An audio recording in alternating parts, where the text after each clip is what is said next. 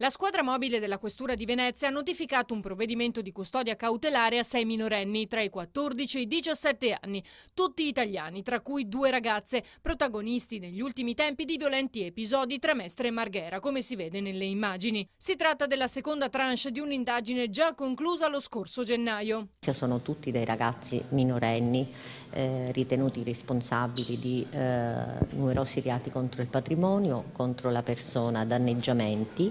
Alcuni di questi episodi hanno l'aggravante di essere stati commessi per finalità di odio e di discriminazione razziale. La baby gang aggrediva soprattutto i membri della comunità bengalese che, ha detto il questore Sanna, si è mostrata molto collaborativa con le forze dell'ordine, facendo sentire la propria voce attraverso un corteo pacifico.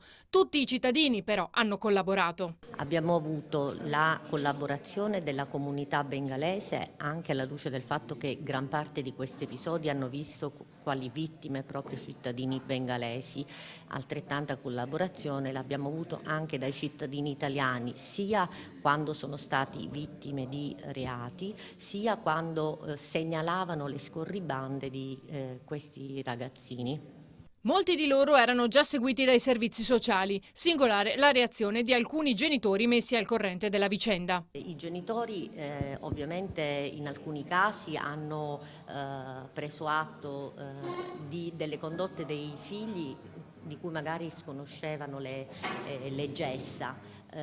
In qualcun altro ha cercato di avere anche degli atteggiamenti a difesa. L'allerta da parte delle forze dell'ordine resta alta, vista la velocità con cui si sta diffondendo il fenomeno sempre più preoccupante.